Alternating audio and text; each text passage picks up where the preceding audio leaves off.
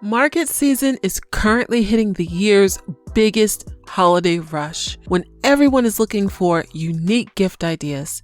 If you are hesitant about participating in your first market or want some tips to improve your experience, stay tuned. Today's topic is all about elevating your market experience and crushing it.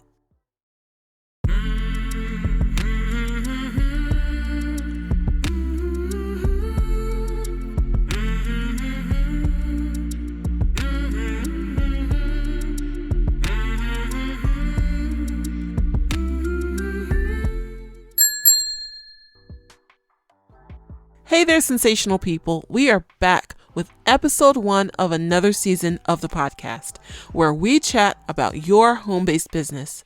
If you're new, welcome. If you're returning, welcome back. I am your host, Andrea Marah. Enjoy the show. Markets, craft shows, and vending events are an excellent way to introduce people to you and your products and have some control over the interaction, not to mention make some quick cash.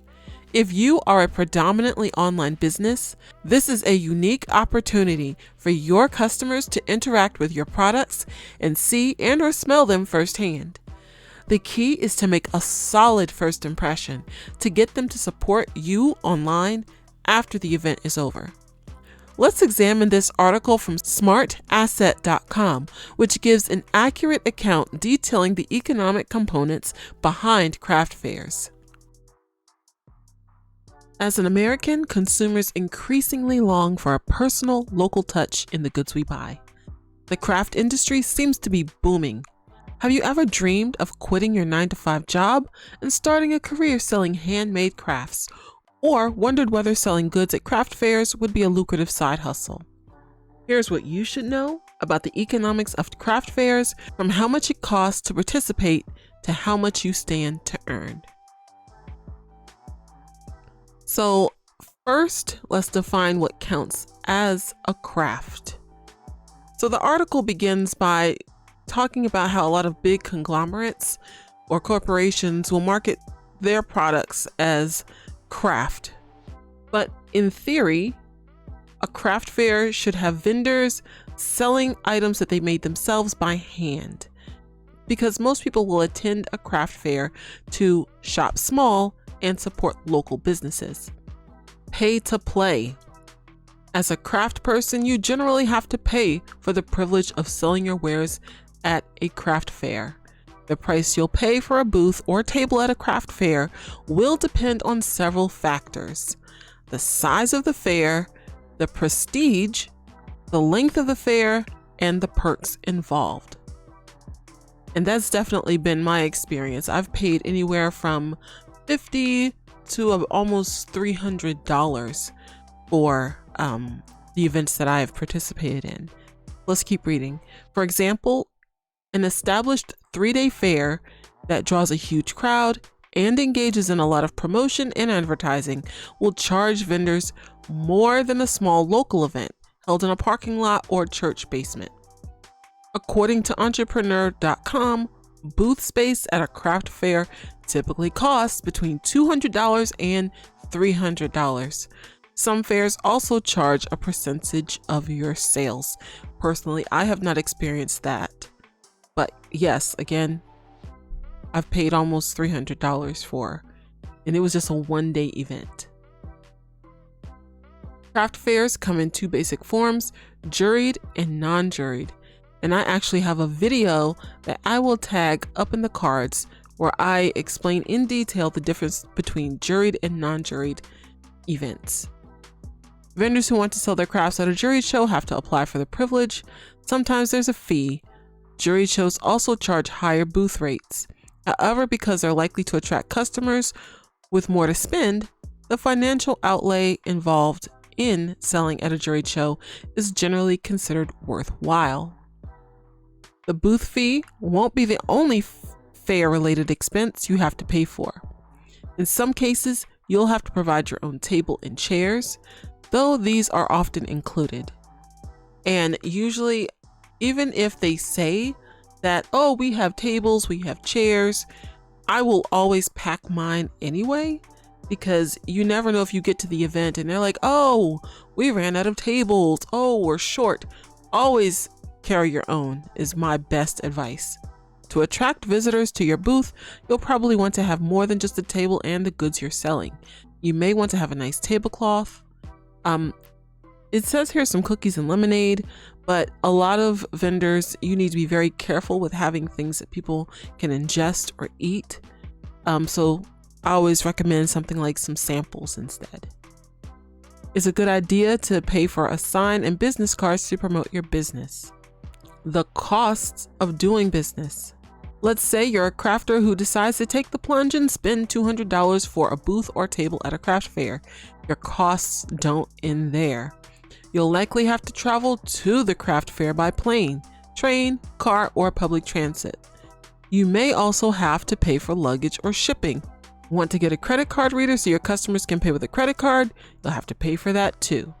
Then there's the cost of materials you use to make your wares. And those with the highest costs generally charge the highest prices, which means they need to sell fewer items to make a craft fair an economic success. If your goal is to make $2,000 at a craft fair and the average price of your goods is $20, you'll have a different approach than someone whose average price is $200. For some vendors, customer volume is key to success, while others, it's a question of finding a good match with just a handful of customers who have more to spend. Making a living. According to the Bureau of Labor Statistics, median weekly earnings in the U.S. were $803 in the third quarter of 2015. Let's say you want to do a little better than that and earn $900 per week. At least 50 hours of work, you'll earn $45,000 a year. You won't be flying first class, but you'll have a solid income. In craft circles, there's a lot of talk of the 7 times rule. According to this rule, makers should aim to sell 7 times what they pay for the booth fee at a craft fair. So, if you go to a craft fair that has a $200 booth fee, you'll want to sell at least $1,400 worth of merchandise. 45,000 divided by 1,400 equals 3214. Does that mean you'll have to attend 32 craft fairs to meet your income goal? Not exactly, because you'll still have to cover your costs. You'll either need to make more money or attend more craft fairs. So that's a good rule of thumb to have, is whatever your booth fee is, go for 7 times that amount. Paying your taxes. This is a very, very important component right here, because a lot of organizers will ask you, are you able to charge sales tax? And to do that, you have to be registered with your state's Department of Revenue, and they will issue you a sales tax number that you can put down, because a lot of places want to make sure you're able to charge and collect the correct amount of taxes, and you'll make sure that you will render those taxes to the state during your quarterly income tax. So let's read here. It says the income you make at a craft fair is income. You have to declare to Uncle Sam when it comes time to pay your income taxes. For starters, you'll need to obtain a tax ID for your small business, which could involve registering with the state where you'll be selling your wares. If you don't have a business, you'll declare your craft fair income on your personal income tax returns. And I also have a video coming, and once I make it, I'll link it in the cards or either in the description, that talks about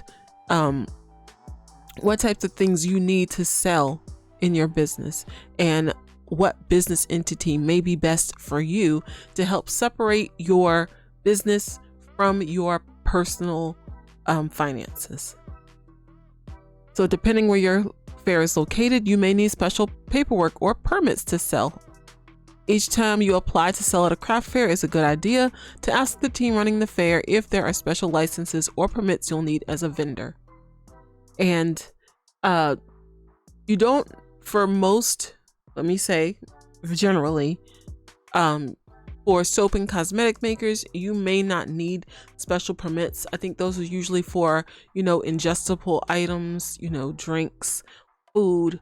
Those definitely need different permits and permits and licenses. But when you have like a Shopify store or Square or PayPal, they actually may have a function where you can input your tax information into the interface, and with each purchase, depending on your state, it will let you know whether taxes are to be collected from this customer and how much tax. Bottom line, if you're interested in selling at markets, it's a good idea to link up with other local business owners perhaps in your state or in your city or town, who can kind of give you a good baseline of where to start. Definitely speaking with a CPA or a tax professional can help you with the financial part of things, especially maybe getting your tax ID numbers or registering your business, or even a small business lawyer can help you get the right paperwork so that you'll be ready for your markets that way.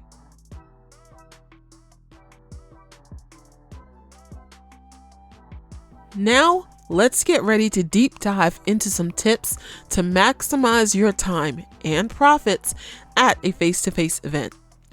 I've divided the tips into 3 distinct categories: level up your display, level up your customer service, and level up yourself. So, 3 ways to boost your sales at any vending event this year is to first level up your display area. Make your booth or table visually appealing.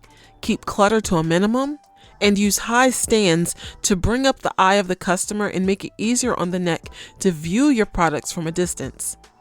2, brand your station. Have a custom vinyl sign made that you can hang above or in front of your table. You can also invest in a pop-up sign to display behind or beside your table. Make sure you include your business name and contact information minimum, but be sure to keep the design clean and easy to read. And I highly recommend against using those crazy fancy fonts. Simple is best. Third, clearly label everything you're selling: product name, product type, and ingredients. Customers need to be able to identify what they've purchased, whether one day, 1 week, or 1 month after they've purchased it, without having to call you or check your website every time. This also keeps your products compliant with FDA guidelines for selling cosmetic products. Next, always post your prices. This allows customers to decide if your booth is within their price range. There's nothing more annoying as a customer or a seller than having to wait in a line of customers that are paying or asking questions just to get a price, and then having to do that for each item you pick up. Don't try to lure people in to talk to you, because you're wasting both of your time. Next, manage theft. Don't make your display so full or so large that you can't monitor it. Put a few items at a time on display and always be on the lookout. I had an experience at one of my first markets where I had 2 tables stacked high with product, and I had a young customer who kept coming in, and she kept touching and looking at the toners, and she was like, "Oh, I like this," and after a while she kept hanging around, but after a while I didn't even realize when she left, and I had so much product there that I really didn't know if she took anything or not. So just be on the safe side, put a few things out at a time, and keep your display small enough where you can monitor all at once. Next, have testers in your display. Being able to smell or feel the texture of a product can be the factor that sells your customers on making a purchase. I've been able to sell products simply because another vendor didn't have testers available. Which leads into the next tip. Keep samples on tap. Send potential customers away with a sample of your best-selling product. Keep samples as small as possible so you don't lose money, and then you can possibly give 2 upon request. Also, add a sample into each bag when customers make a purchase. The 8th tip is to have branded bags or boxes. It's as simple as purchasing paper or plastic bags on Amazon and affixing a sticker with your logo and business name on the front. Same thing with boxes. Let your customers walking around the venue be willing billboards. The last tip for leveling up your display is to have a helper or assistant to greet your customers and hand out business cards or run the payment station so you can focus on interacting with customers inside your display space. The second way to boost sales at your next vending event is to level up your customer service. 1, have your contact information ready. Though it seems like a no-brainer, you'd be surprised how many vendors do not have a business card or handout. They rely on the customer making a purchase, website on the product sticker, for example, or they want customers to take a picture of a sign, but that's assuming your customer even has their phone on them. Also, QR codes are a great option as they're free to make and easy to display. 2, multiple payment options. Always accept cash and credit or debit.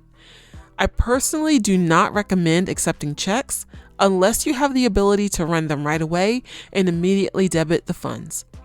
Other apps like Cash App are at your own discretion and are actually very popular among attendees. Third way to level up your customer service is to offer a discount card with a purchase. Encourage a customer to shop with you online by offering a one-time discount for their first online purchase. This way, either the customer can keep it or give it to a friend. Number 4, a thank you card or gift. It really adds a personal touch. 5, allow immediate text or email signups. Encourage your customers to stay connected with you by subscribing to your email or text marketing platform on the spot. 6, understand your products and ingredients and be ready for questions. You have to be knowledgeable about what you're selling and why. The last tip to level up your customer service is to communicate with customers reasonably but firmly. It's not your customer's job to be professional, it's yours.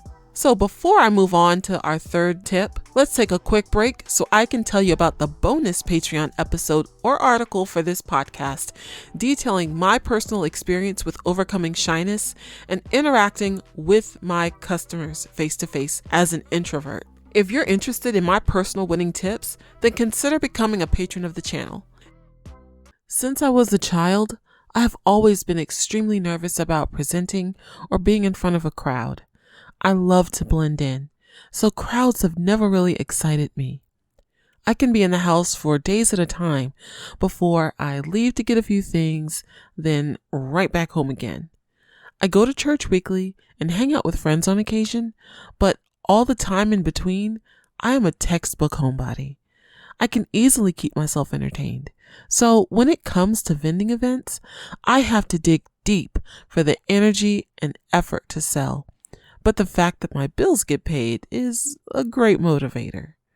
If you're shy and introverted like me, I want to share a few essential tips I've learned to help me overcome my nature and be more successful in making sales.